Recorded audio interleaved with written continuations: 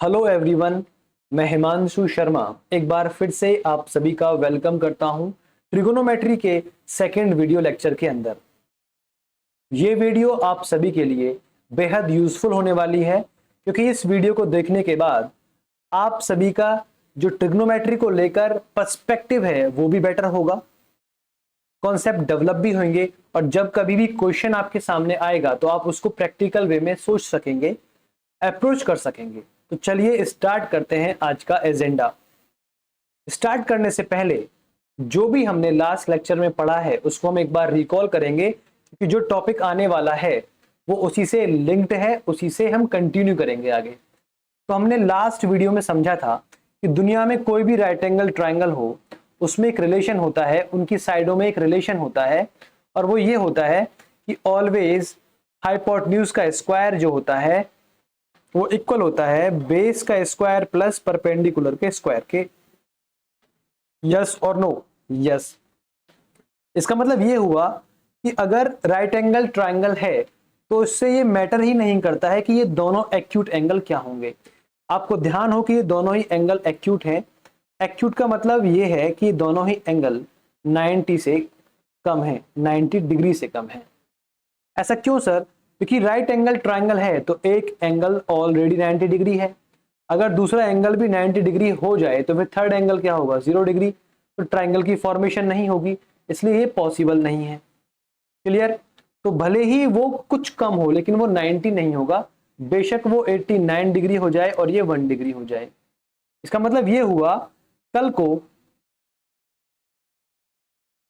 अगर ट्राइंगल ऐसी भी बन जाए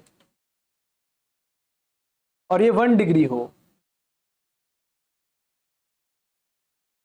लेट मी राइट प्लीज, ये 1 डिग्री हो, ये 90 डिग्री है राइट एंगल और ये 89 डिग्री है, तो कैसी भी ट्राइंगल हो बस वो राइट एंगल ट्राइंगल होनी चाहिए, ये रिलेशन हमेशा ट्रू ही रहेगा।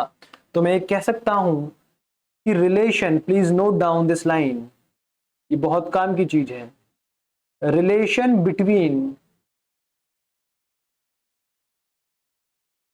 sides remain same for all right angle triangles।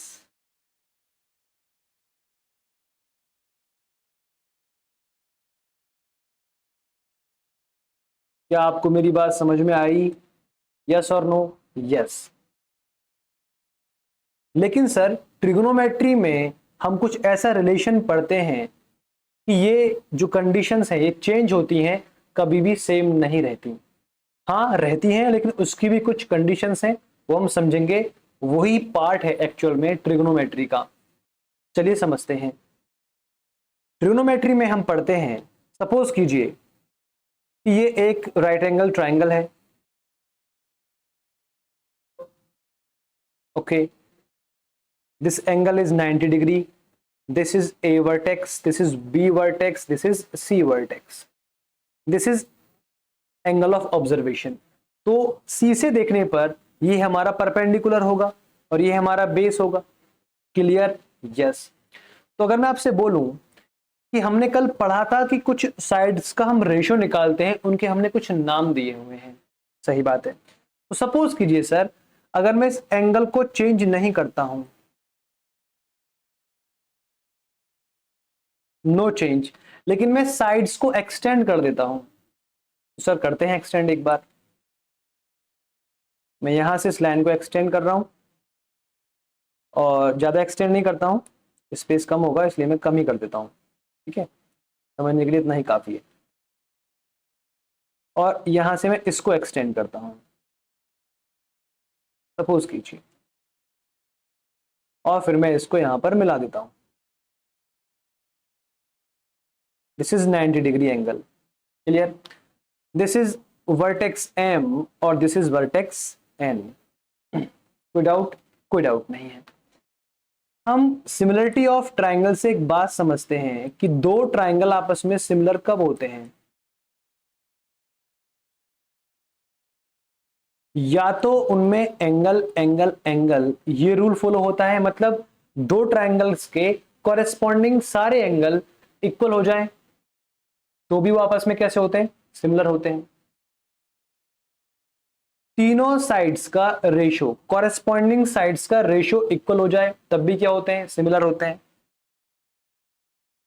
या दो साइडों का रेशो इक्वल हो और उनके बीच में जो एंगल है वो इक्वल हो जाए, ये हम पढ़ते हैं। आई होप कि आपको रेशो का मतलब समझ में आ रहा होगा कि साइड्स की लेंथ कुछ भी हो, जो इनकी सिंपलेस्ट वैल्यू होगी वो इक्वल आनी चाहिए सॉल्व करने के बाद में। तो मैं एक बात देख पा रहा हूं कि अगर मैं यहां से देखता हूं, एक ट्राइंगल है एम एन सी, ठीक है, इसमें 90 डिग्री एंगल है और एक एंगल सी है, ठीक है। हम एक बात और जानते हैं, प्लीज रिमेंबर, अगर किन्हीं भी दो ट्राइंगल में दो एंगल इक्वल हैं तो थर्ड एंगल खुद ब खुद इक्वल होता है, क्योंकि अगर दो एंगल इक्वल हो चुके हैं तो सम 180 बैठता है, तो जो बचेगा वो ऑटोमेटिक इक्वल हो जाएगा। क्लियर। एक और हमको यहां पर ट्राइंगल दिख रही है जो कि ये वाली है, ए बी और सी। तो हम एक बात देख पा रहे हैं, दोनों ही ट्राइंगल के अंदर वन एंगल तो 90-90 है और एक सी एंगल दोनों में कॉमन है। अगर दो एंगल आपस में इक्वल हैं, जो थर्ड एंगल होगा वो एंगल सम प्रॉपर्टी से अपने आप इक्वल हो जाएगा, यानी दोनों ट्राइंगल आपस में कैसी हैं, सिमिलर हैं। यानी कि हम ये कह सकते हैं कि triangle M N C similar है ट्राइंगल ए बी सी के। और जब दो ट्राइंगल आपस में सिमिलर होती हैं तो उनकी कॉरेस्पॉन्डिंग साइड्स का रेशियो इक्वल होता है। यानी कि हम ये कह सकते हैं कि एम एन, इस बड़ी ट्राइंगल में एम एन के कॉरेस्पॉन्डिंग साइड छोटी ट्राइंगल में कौन सी होगी, तो आप बोलेंगे ए बी, क्योंकि जो 90 से 3 डॉट तक जा रहा है, 3 लाइंस तक की साइड है, वही मैं देखता हूं। यहां पर भी 3 लाइन बन रही हैं और यहां पर भी 3 ही लाइन मैंने ड्रॉ की हुई है, यानी कि एम एन के कॉरेस्पॉन्डिंग है ए बी। ये इक्वल होगा किसके सर, एन सी। अगर आपने बड़ी ट्राइंगल में एन सी लिया है तो छोटी वाली में होगा आपका बी सी। अगर मैं क्रॉस मल्टीप्लाई करूंगा तो आपको समझ में आ रहा होगा कि सर ये आएगा M N upon N C equal है A B upon B C. Sir what is A B upon B C, तो आप एक बात बोलेंगे कि सर छोटी वाली ट्राइंगल में ए बी तो ये रहा और बी सी ये रहा, इन दोनों साइड का रेशो हमने पढ़ा है, इसको हम बोलते हैं टेंजेंट ऑफ सी। क्या बोलते हैं सर, टेंजेंट ऑफ सी। अभी इसको हम पढ़ेंगे डिटेल में और अच्छे से। और इसे हम बोलते हैं M N upon N C. तो सर बड़ी ट्राइंगल के लिए ये एम एन हो गया और ये भी क्या होगा सर, बेस होगा उसका। तो आप बोलेंगे सर ये होगा M N upon N C. पर ये भी हम कहां से देख पा रहे हैं, ये परपेंडिकुलर है, कहां से देखने पर, एंगल सी से देखने पर। ये भी क्या है, परपेंडिकुलर, कहां से देखने पर, एंगल सी से देखने पर। ये पूरा क्या है सर, ये पूरा बेस था, कहां से देखने पर, एंगल सी से देखने पर। ये पूरा भी क्या है सर, बेस है, कहां से देखने पर, एंगल सी से देखने पर। यानी ये भी क्या होगा, टेंजेंट ऑफ सी। दोनों रेशियो आपस में इक्वल हैं या नहीं है, बिल्कुल इक्वल हैं। इसका मतलब ये हुआ कि अगर एंगल चेंज नहीं होता है, भले ही साइड एक्सटेंड हो जाए, उनका रेशियो हमेशा इक्वल रहेगा। यानी P अपॉन बी, मैं आपसे कहूं परपेंडिकुलर अपॉन बेस हमेशा सेम रहेगा अगर एंगल चेंज नहीं हुआ है तो, किन्हीं भी ट्राइंगल्स के लिए। ठीक है, तो मैं इसको ऐसा लिखना चाहूंगा इन शॉर्ट कि sir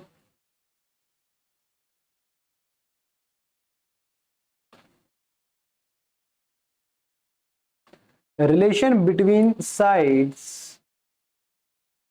okay, remain same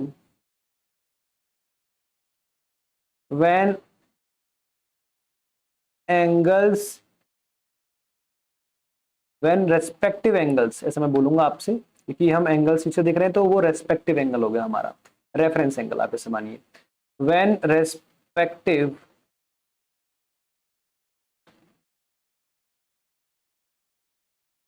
angles do not change,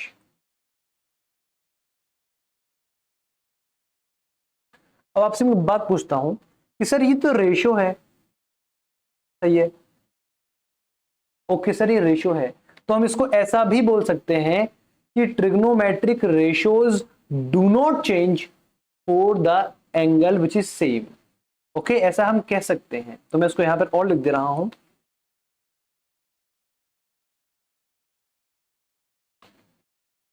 trigonometric यानी तीन साइडों के मेजरमेंट का रेशो, आप किन्हीं भी दो साइड को ले सकते हो, ratio do not change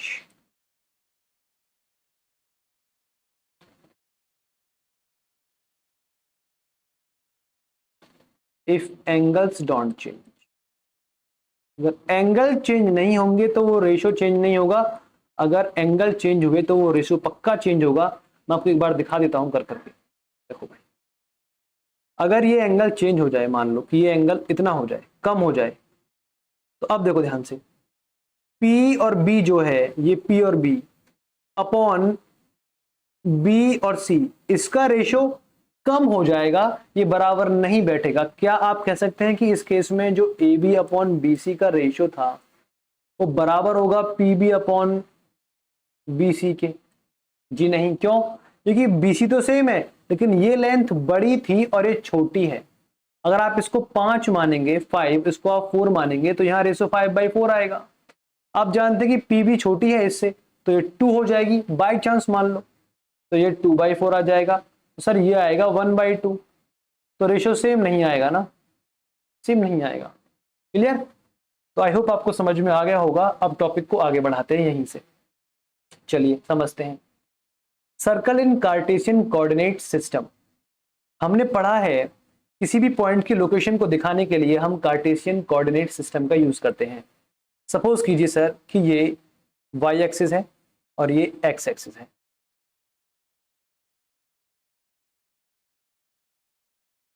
clear? This is X positive, this is X negative, this is Y positive, this is Y negative. Any point in this quadrant, उसके कोऑर्डिनेट्स क्या होंगे? उसके X comma, not X, I would say X comma Y plus comma plus, जो coordinates होंगे उनके जो sign होंगे, चिन्ह जो होंगे, वो प्लस कॉमा प्लस होंगे। इस क्वाड्रेंट में कोई भी पॉइंट हो, उसके जो एक्स और वाई के जो साइन होंगे वो होंगे माइनस कॉमा प्लस। इसमें कोई भी पॉइंट आ जाए, उसके दोनों के माइनस होंगे। इसमें कोई भी पॉइंट हो, उसमें क्या होंगे? Plus comma minus. Clear? Okay sir. अगर मैं इसमें एक सर्कल ड्रॉ कर दूं तो क्या होगा सर?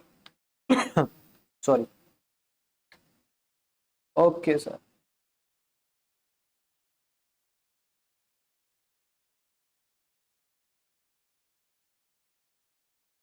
कोई दिक्कत? कोई दिक्कत नहीं सर, आप जाइए सर। ओके, देखिए भाई, मैं इसको बड़ा कर दूं थोड़ा, इसको सर्कल को है, आपको समझ में आ जाएगा अच्छे से। तो सर ये है सेंटर, ठीक है।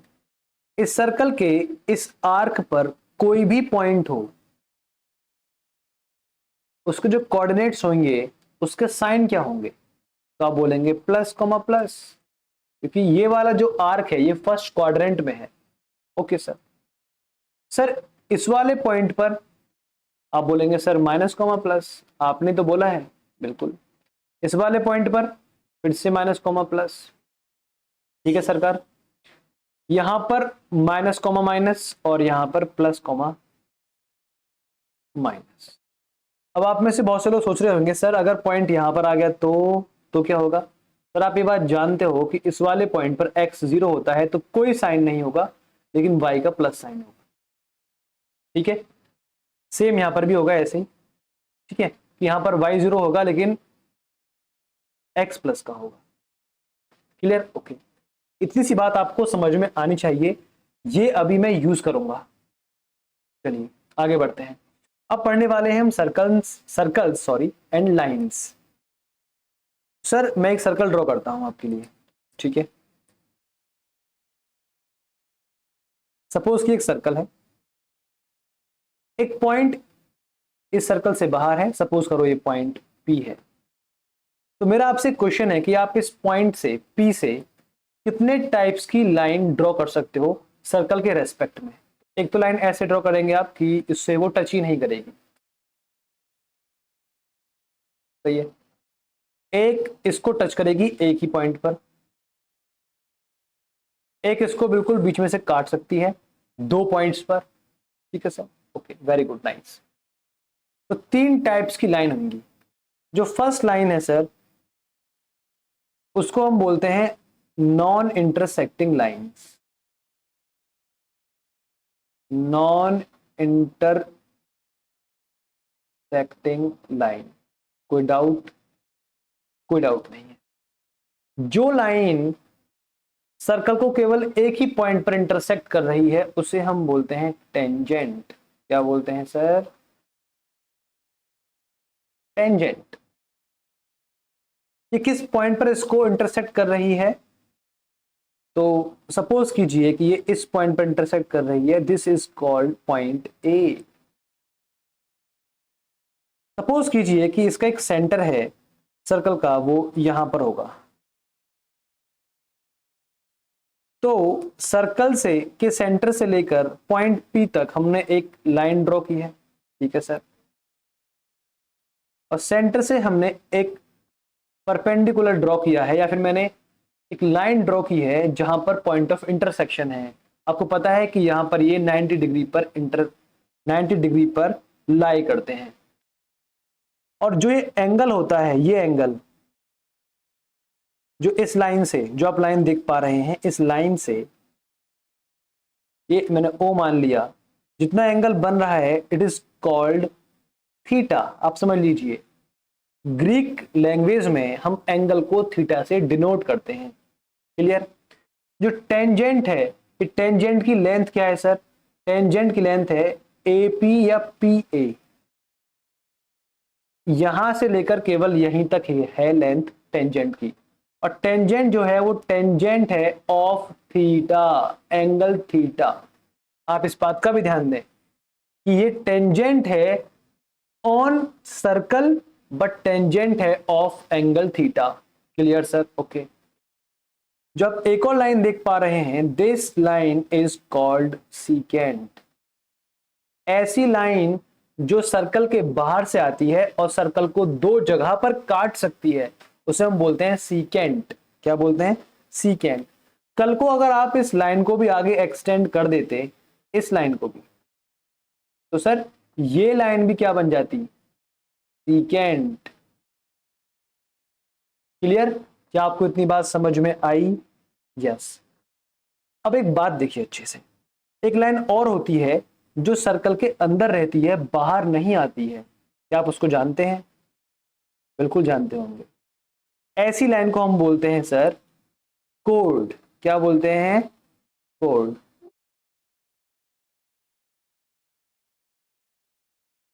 जो सर्कल के सरकमफेरेंस से टच होती है दोनों ही साइड पर। तो सर ये ए और बी क्या है? Code of the circle. I hope कि आपको ये तीन चार बातें समझ में आ गई होंगी। अब मैं आपको ट्रिग्नोमेट्री के फाउंडेशन में लेके जा रहा हूं। प्लीज बी कॉन्शियस कि आपका दिमाग भटक ना जाए कंसंट्रेशन से। आप इस पिक्चर को देखिए, इसमें क्या हो रहा है? आप सिंपल सी बात बोलेंगे कि सर इसमें ये इसको हिट कर रहा है या प्रे कर रहा है। ओके सर, कोई दिक्कत नहीं है। मैंने आपसे एक बात और बोलनी है। क्या बोलनी है सर? ये तो गायब हो गया। Very bad. चलो सर, मेरा आपसे कहना यह है कि मेरा आपसे कुछ नहीं कहना है, जरा वेट कीजिए। चलिए, वो लाइन हट चुकी है। देखिए भाई, एंशियंट टाइम्स में जब हम किसी को धनुर्विद्या सिखाते थे तो उसके भी कुछ रूल्स थे, उसमें भी मैथमेटिक्स था। कैसे? अब जो इंसान इस चिड़िया को मार रहा है, इस पक्षी को मार रहा है, इसका जब इसने धनुष की कमान नहीं खींची होगी तो इस पॉइंट से इस पॉइंट तक ये इसकी नॉर्मल कंडीशन होगी। ठीक है। तो आर्यभट्ट ने अपनी बुक में इस पॉइंट से इस पॉइंट को ऑब्जर्व किया और उसने ये बोला कि ये जो हिस्सा आपको दिख रहा है ना, ये जो आपको कर्व हिस्सा दिख रहा है, इसको अगर हम फुली कन्वर्ट कर दें तो सर एक्सटेंड करने के बाद ये एक सर्कल का फॉर्म ले लेगा। कैसे, मैं आपको समझाता हूं। देखिए, अगर मैं इसके हाथ को सेंटर मान लूं कि ये सेंटर है और यहां तक क्या है, रेडियस है, तो अगर मैं यहां से एक सर्कल ड्रॉ करना चाहूं तो कैसे ड्रॉ कर सकता हूं? देखिए, क्लियर? तो उन्होंने यही बोला, कुछ ऐसा बनेगा। और उन्होंने क्या बोला, इस तरह जो लाइन आप देख पा रहे हैं, ये जो लाइन आप देख पा रहे हैं, दिस इज कॉल्ड जया। यानी अगर मैं यहां पर ए पॉइंट लिखता हूं, this is point A and this is point B, तो जो ए बी आपको दिख रही है, और उन्होंने इसको क्या बोला है अपनी बुक आर्यभट्टियम में, उन्होंने बोला है सर जया। ठीक है, JYNA आप ऐसा भी कह सकते हैं। ठीक है सर, यहां अगर मैं मानूं कि ये पॉइंट P है तो AP को उन्होंने बोला है अर्ध जया, मतलब आधी जया।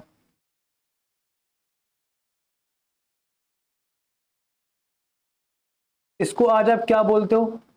इसको आप बोलते हो कोड, और इसको आप बोलते हो half code.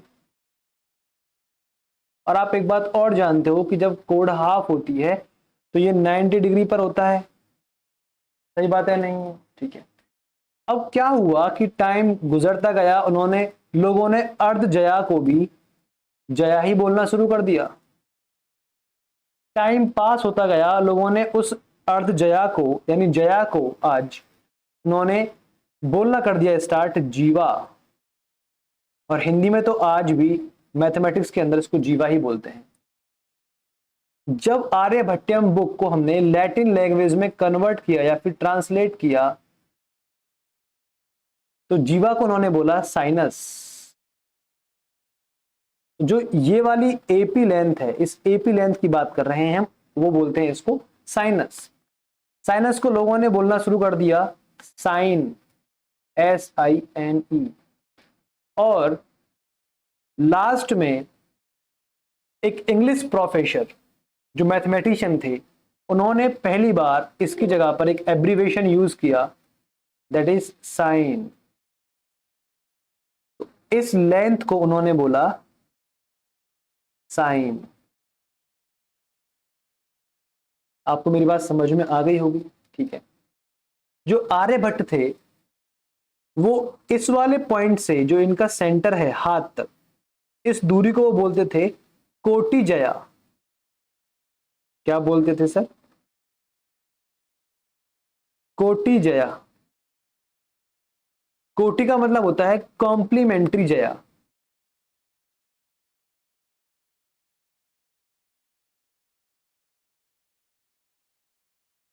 Complementary Jaya, Jaya बोले तो साइन। तो कॉम्प्लीमेंट्री साइन को हम बोलते हैं कोसाइन। आजकल हम बोलते हैं कॉस। क्या बोलते हैं? Cos. This is called cos. अगर ये O है तो O से P अगर मैं आपको समझाऊं तो O से P को हम बोलते हैं कॉम्प्लीमेंट्री साइन यानी कॉस। A से P को आज हम बोलते हैं साइन। क्लियर? ओके। तो अब आप एक बात देख पा रहे हैं कि ये साइन है, ये A से लेकर P, इसको हम साइन बोलते हैं, पर ये साइन है किसका? तो सर आप ध्यान रखिएगा, मैंने आपको पढ़ाया हुआ है कि जो ये लेंथ होती है ये सामने वाले एंगल से कनेक्ट होती है, इसे हम बोलते हैं साइन ऑफ। अगर मैं इसको थीटा बोलता हूं ग्रीक लैंग्वेज में इस एंगल को, तो साइन ऑफ थीटा। तो इस एपी का नाम पड़ गया साइन थीटा। क्या आपको बात समझ में आती है? This length is called sine theta. तो साइन थीटा वास्तव में एक लेंथ है एक्यूट एंगल के सामने, क्योंकि आप जानते हैं कि ये तो 90 डिग्री बन चुका है, तो अब दूसरा एंगल 90 नहीं होगा, तो ये एक्यूट एंगल के सामने की लेंथ को हम बोलते हैं साइन थीटा। ठीक है, तो आप एक बात और बोलेंगे, क्या बोलेंगे? फिर एक बात बताइए, क्या कि अगर ये एक्यूट एंगल है तो क्या ये वाला एक्यूट एंगल नहीं है? ये भी एक्यूट एंगल है। तो अगर एक्यूट एंगल के सामने की लाइन को आप लेंथ को साइन बोलते हो तो सर तो ये भी तो साइन होगी। जी हाँ सर, ये भी साइन होगी। This is also sine. पर ये साइन किसका होगा? आप एक बात समझ पा रहे हैं कि ये कॉम्प्लीमेंट्री एंगल है थीटा का। सर क्या कह रहे हो, कुछ समझ नहीं आ रही बात। सर अगर 90 डिग्री एंगल एक पहले से ही है तो इन दोनों एंगल को अब 90 बनाना पड़ेगा। 90 में से कुछ एंगल ये ले गया तो जो बचेगा वो दूसरे के पास होगा। जब इन दोनों एंगल का सम 90 डिग्री हो रहा है तो ये दोनों आपस में कॉम्प्लीमेंट्री हैं। तो अगर ये थीटा है तो दूसरा एंगल क्या होगा? कॉम्प्लीमेंट्री ऑफ थीटा है, तो ये भी एक्यूट एंगल ही। तो ये कॉम्प्लीमेंट्री एंगल ऑफ थीटा है तो ये भी एक्यूट ही। तो जो इसके सामने बन रहा है वो भी साइन है, पर ध्यान रखिएगा उसे हम बोलेंगे sine of complementary angle of theta.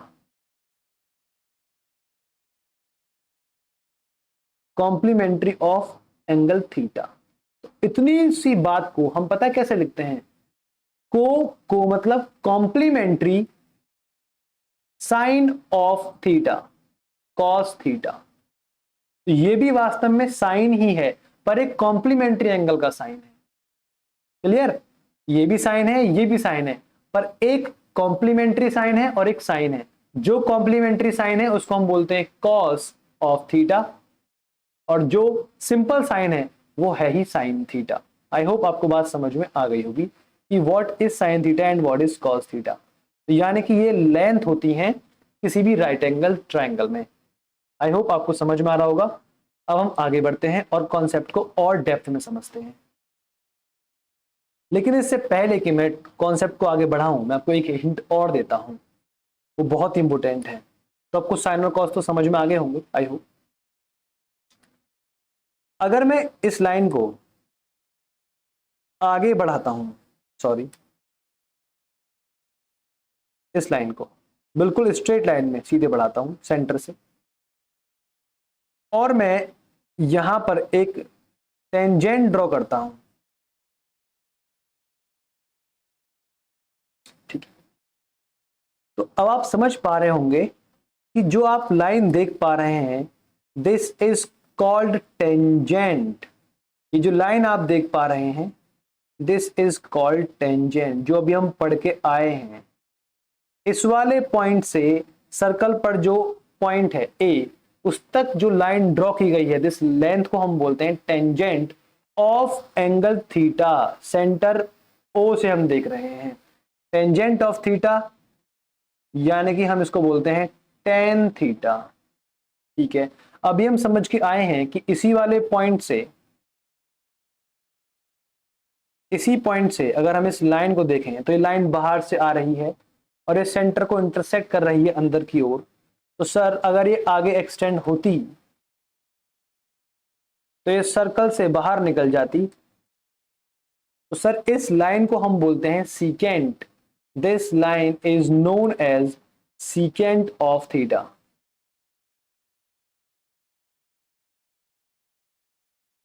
Secant of theta, इसको ही हम बोलते हैं सेक थीटा। क्लियर? आपके पास चार वर्ड आ चुके हैं। एक तो आ चुका है साइन थीटा, एक आ चुका है कॉस थीटा, एक आ चुका है टेन थीटा, और एक आ चुका है सीकेंट थीटा।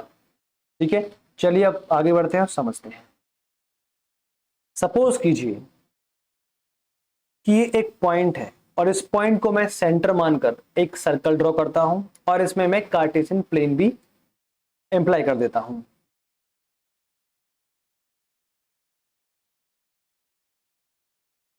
चलिए करते हैं start sir. This is called sir y axis and this is called x axis. Okay, okay sir. मैं इसको बहुत धीरे धीरे पढ़ाऊंगा, आराम आराम से, ठीक है। x plus x minus y plus and y minus, जो भी अभी हम देख कर आए हैं उसको अब हम इस प्लेन में रिप्रेजेंट करेंगे। एक बार देखते हैं कैसा लगता है, ठीक है सर। ओके, चलिए।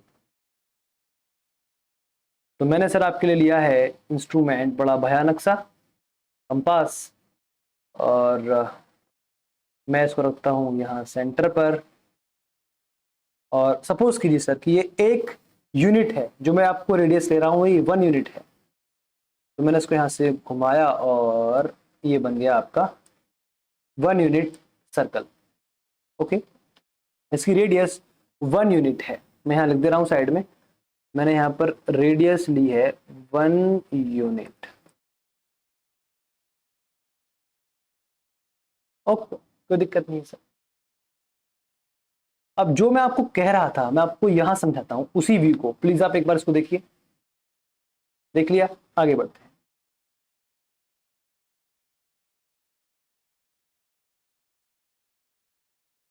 मैंने सर्कल पे कोई पॉइंट लिया है यहां से और यहां तक लिया है। अगर मैं इस पॉइंट से यहां तक एक लेंथ लेता हूं तो उसे आप बोलेंगे कोड ऑफ सर्कल। सही है नहीं है? यस। लेकिन मैं इतनी नहीं ले रहा हूं, मैं सिर्फ इससे कम ले रहा हूं। इतनी perpendicular to the X axis, इतनी। इसको हम पढ़ के आ चुके हैं। हम इसको क्या बोलेंगे सर? हम इसको बोलेंगे साइन थीटा। क्यों? अगर ये एंगल थीटा है तो। Clear? Okay sir. And sir this is called cos theta. Okay sir. तो अगर मैं इस पॉइंट के कोऑर्डिनेट आपको बताना चाहूं तो कैन यू से कि इसके कोऑर्डिनेट होंगे cos theta comma sine theta.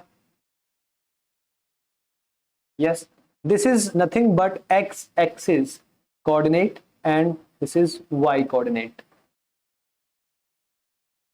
आप में से कितने लोग जानते हैं कि यहां से एक परपेंडिकुलर ड्रॉ करता हूं y एक्सिस पर तो ये cos थीटा के बराबर होगा? जी हां सर, ये भी होगा cos theta. Okay, cos theta क्या होता है? Complementary sine of theta. सही बात है सर। सर आप मुझे बताइए प्लीज कि इस एंगल का कितना मेजरमेंट है? क्या बता पाएंगे मुझे? इस एंगल का मेजरमेंट होगा 90 minus theta. 90 minus theta. Clear और नॉट? यस। ये एंगल कितना होगा सर? 90। ये एंगल भी क्या होगा? 90। अब जरा हम इसको ऑब्जर्व करते हैं पास ला करके। प्लीज देखिए जरा। अभी हमने क्या पढ़ा था कि सर एक्यूट एंगल के सामने की साइड को हम बोलते हैं साइन। साइन। तो सर 90 माइनस थीटा, ये भी तो 90 से कम है। जी बिल्कुल। तो क्या इसके सामने की साइड को हम साइन नहीं बोलेंगे? बोलेंगे। तो सर कॉस क्यों लिखा है फिर? दोबारा समझते हैं इसको। देखिए बहुत ध्यान से, जो ये आपको साइड दिख रही है, ये साइड, ये भी वास्तव में साइन है। जैसे आप इस साइड को क्या बोलते हो? आप बताइए मुझे। This is called sine of theta. Theta की साइन है ये, थीटा की जया है, थीटा की जीवा है ये। तो ये भी क्या है सर? एक्यूट एंगल है। इसके सामने की साइड भी क्या होगी? साइन होगी। तो साइन ऑफ 90 माइनस थीटा। कोई दिक्कत है? कोई दिक्कत नहीं है। पर मैं आपसे ये पूछता हूं कि थीटा और 90 माइनस थीटा में क्या रिलेशन है? तो आप ये बोलेंगे सर क्योंकि इन दोनों का सम 90 है, तो जिन दोनों एंगल का सम 90 होता है उन्हें हम बोलते हैं कॉम्प्लीमेंट्री एंगल्स। तो यानी कि थीटा का कॉम्प्लीमेंट्री 90 माइनस थीटा है, तो इसको हम ये बोलेंगे कि ये कॉम्प्लीमेंट्री ऑफ थीटा है। या फिर हम ये बोलेंगे सर थीटा जो है ये 90 माइनस थीटा का कॉम्प्लीमेंट्री है। क्लियर? तो जो 90 माइनस थीटा है उसको मैं आज से ये बोल रहा हूं कॉम्प्लीमेंट्री ऑफ थीटा। क्लियर? तो मैं इस लाइन को यहां पर काट देता हूं। सपोज कीजिए मैंने यहां से काट दिया और इसकी जगह पर मैं क्या लिख रहा हूं, sine of complementary of theta या complementary theta, complementary of theta. Clear और नॉट? अब जो आपको ये चीज दिख रही है कॉम्प्लीमेंट्री ऑफ थीटा, तो कॉम्प्लीमेंट्री थीटा का जो साइन होता है वो भी कॉम्प्लीमेंट्री साइन होता है। क्लियर? जो कॉम्प्लीमेंट्री थीटा का जो साइन होता है वो भी साइन कॉम्प्लीमेंट्री होता है। जो आपको CO दिख रहा है ये कोसाइन यानी कॉम्प्लीमेंट्री साइन ऑफ थीटा, मैं इसको ये बोलूंगा, और इसको ही हम बोलते हैं कॉस थीटा। आपको बात समझ में आ गई होगी कि एक्चुअल में ये भी साइन है पर ये साइन थीटा का नहीं है, ये थीटा का कॉम्प्लीमेंट्री साइन है, या आप ये बोलो कि ये कॉम्प्लीमेंट्री साइन ऑफ थीटा है, cos theta and sine theta. I hope आपको ये बात समझ में आ गई होगी। आप इसको एक बार कॉपी में नोट कर लीजिए, मैं आगे बढ़ता हूं। ठीक है भाई, मैं सबको रफ कर रहा हूं, मैंने आपको उनका मतलब समझा दिया है। अगर आप चाहें तो वीडियो को दोबारा एक बार फिर से देख सकते हैं, शायद ये मिट जाए। यहां से ये नहीं मिट पा रहा है, मैं उसको मिटाऊंगा जरूर, आप इसकी टेंशन ना लें। चलो मैं इसको अलग तरीके से मिटाता हूं भाई।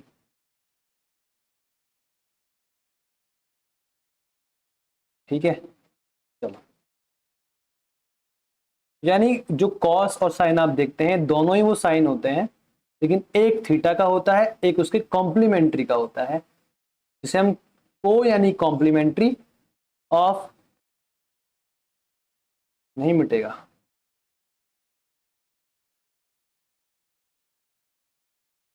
चलो भाई मिटेगा जरूर। मैं इन सबको मिटाकर दोबारा से डायग्राम बनाता हूं ताकि आप समझ पाए अच्छे से मैं करना क्या है। ठीक है भाई, चलो देखो। तो सर अगर ये एंगल थीटा है तो इसके सामने की साइड को हम बोलते हैं साइन ऑफ थीटा। ओके, ये एंगल कॉम्प्लीमेंट्री ऑफ थीटा है यानी 90 माइनस थीटा है, तो इसे हम बोलते हैं कॉम्प्लीमेंट्री साइन ऑफ थीटा। देखो इसको हम ये भी बोल सकते हैं क्या, साइन 90 माइनस थीटा, आया ना?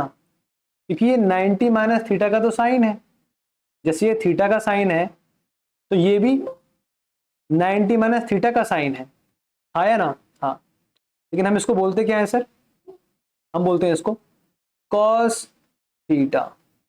तो यहां से आपको एक फॉर्मूला मालूम पड़ गया सर, क्या, कि cos theta is equal to sine 90 minus theta. Sir ये बहुत ही खूबसूरत फॉर्मूला है जिसके पीछे लोग पागल रहते हैं। ठीक है, आपको समझ में आया? बिल्कुल आया। अगर मैं आपसे ये बोलूं सेम तरीके से, जैसे थीटा के लिए 90 माइनस थीटा कॉम्प्लीमेंट्री है, वैसे ही 90 माइनस थीटा के लिए थीटा कॉम्प्लीमेंट्री है। सही बात है। तो अगर ये वाली साइड थीटा के लिए साइन थीटा है, तो ये वाली चीज 90 माइनस थीटा के लिए सर क्या बन जाएगी, कॉम्प्लीमेंट्री साइन बन जाएगी, यानी कॉस थीटा। यानी कि हमको ये मालूम पड़ा कि साइन थीटा, जो थीटा का साइन है वो कॉम्प्लीमेंट्री साइन होगा 90 माइनस थीटा के लिए। आई होप आपको बात समझ में आ रही होगी। चलिए आगे बढ़ते हैं। अब मैं रफ कर रहा हूं कुछ चीजों को, ठीक है? आपके पास वीडियो है, आप आराम से देखना, कोई दिक्कत नहीं है।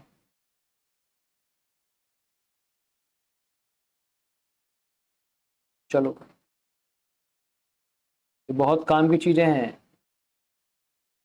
चलो, हमने जो सर्कल लिया है वो लिया है 1 यूनिट का। कितने का लिया है? 1 यूनिट का। तो सर ये 1 यूनिट है, कितना है 1 यूनिट। ओके, तो यहां से यहां तक भी क्या होगा सर 1 यूनिट होगा, कोई दिक्कत नहीं है। अगर मैं इस पॉइंट पर मैं एक टेंजेंट ड्रॉ करना चाहूंगा एक्स एक्सिस से किसी पॉइंट से, आप बोलेंगे सर कुछ ऐसा आएगा, ठीक है, okay sir, very good. Sir इसको हम क्या बोलते हैं, फिर से वही ध्यान रखिएगा, वेरी वेरी खूबसूरत तरीका, क्या, साइन ऑफ थीटा, क्योंकि ये एंगल थीटा है, this is called cos theta. Okay, ये भी क्या है सर, ये भी सर कॉस थीटा ही है। ओहो, नॉट को दिस कॉस थीटा, सर ये एंगल क्या होगा 90 माइनस थीटा। ठीक है, मैं बार बार क्यों लिख रहा हूं पता है आपको, क्योंकि आपको ये याद हो जाए। ये साइड 1 है, अच्छा, अगर ये 90 ये साइन थीटा है तो सर ये साइड भी क्या हो जाएगी साइन थीटा, सही है सर। सर हम एक बात जानते हैं, हमने पढ़ा है अभी कि इस वाले पॉइंट से जो हम सर्कल पर लाइन ड्रॉ करते हैं उसे हम बोलते हैं टेंजेंट ऑफ थीटा, यानी कि टेन ऑफ थीटा। कोई दिक्कत, सर ये एंगल 90 है तो सर ये एंगल भी 90 होगा। हम एक बात और जानते हैं कि सर्कल के सेंटर से जब हम कोई लाइन ड्रॉ करते हैं, पर परपेंडिकुलर लाइन जो होती है, या आप बोलो कि लाइन ड्रॉ करते हैं टेंजेंट तक, तो वो 90 डिग्री पर होती है। कितने पर होती है 90 डिग्री पर, ठीक है, तो इसका आप ध्यान रखेंगे, ये 90 डिग्री एंगल है। ओके सर, यहां से क्या होगा, यहां से बहुत कुछ होगा, तो ध्यान से देखिएगा। अगर मैं नाम दे दूं कि सर ये एंगल ए है या वर्टेक्स ए है, इसको मैं नाम बोल दूं कि सर ये ओ है, ये बी है, और ये सी है, और ये डी है, ठीक है, कोई दिक्कत नहीं। फिर से, तो सर ये टेंजेंट हो गया। ओके सर, सर इस पॉइंट पर, इस सर्कल पर एक टेंजेंट हम और ड्रॉ कर सकते हैं, कहां से सर, सर दूसरी साइड से, वाई एक्सिस से। अच्छा, वो कैसे, लेट मी ड्रॉ सर। देखो भाई, यहां से एक सर्कल पे मैंने यहां से मैंने एक टेंजेंट ड्रॉ कर दिया, कोई दिक्कत बिल्कुल नहीं। तो सर ये भी तो टेंजेंट है, जी हाँ, ये भी सर एक टेंजेंट है, और एक टेंजेंट है, टेंजेंट ऑफ 90 माइनस थीटा। कितने का है sir, tangent of 90 minus theta, सही बात है। सर ये तो कॉम्प्लीमेंट्री होता है ना, हाँ, तो हम ये कह सकते हैं कि ये टेंजेंट ऑफ कॉम्प्लीमेंट्री थीटा है। हम ये कह सकते हैं कि सर ये tangent of complementary of theta है।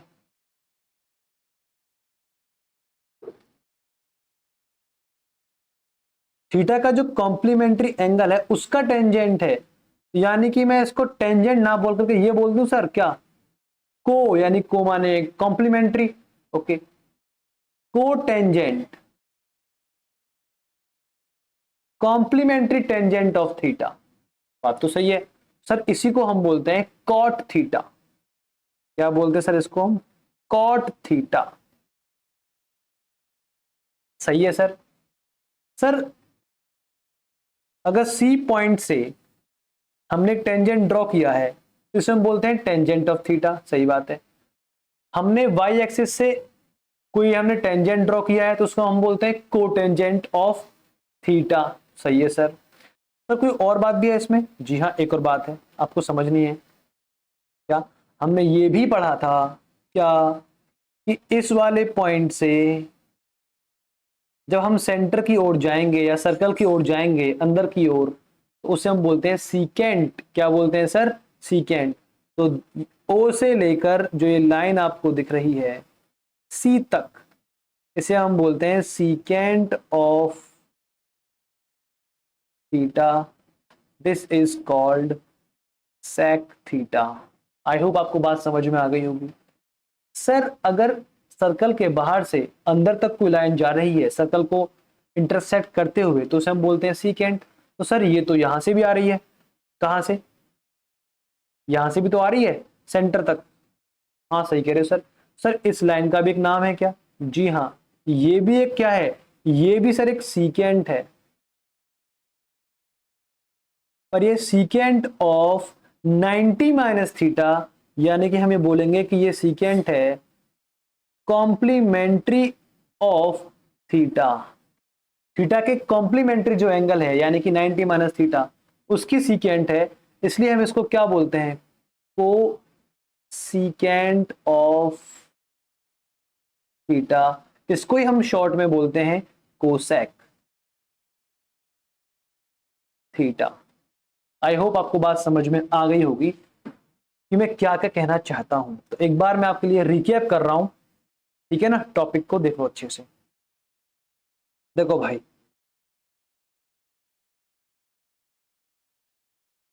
ये लाइन जो होती है इसे हम बोलते हैं कॉस थीटा।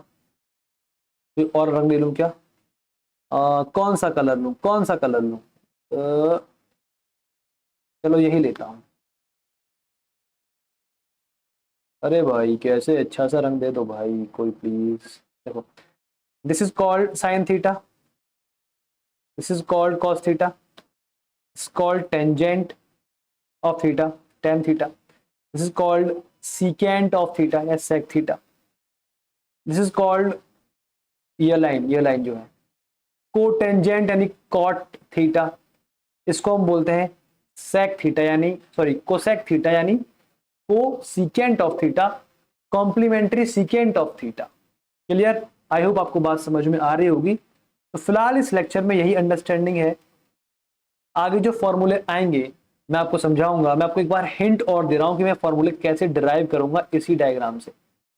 देखो भाई ध्यान से एक बार देख लेना ताकि आपकी आत्मा को शांति मिल जाए। आप में से कितने लोग जानते हैं कि एक राइट एंगल ट्राइंगल आपको दिख रही है जो ये वाली है? ध्यान से देखिए, दिख रही है ना? ठीक है, अगर दिख रही है तो मैं एक बात कह सकता हूं, क्या क्या कहोगे सर आप कि सर ये तो लेंथ 1 है, ठीक है, और ये राइट एंगल ट्राइंगल है। तो पाइथागोरस हमसे ये बोल गए थे कि सर परपेंडिकुलर का स्क्वायर, जी हाँ, और बेस का स्क्वायर, जी हाँ, इक्वल होता है हाइपोटेन्यूज के स्क्वायर के। यहां से हमको क्या मिलता है सर? हमको मिलता है sine square theta plus cos square theta equal to 1। अभी मैंने यहाँ पर केवल एक फॉर्मूला डिराइव किया है, मैं आपके लिए भी सारे फॉर्मूले डिराइव करूंगा but in the next lecture. मैं वीडियो को कॉम्प्लेक्स और ज्यादा लंबी नहीं करना चाहता, ठीक है। मिलता हूं मैं आपसे नेक्स्ट लेक्चर में। Thank you to watch and bye bye.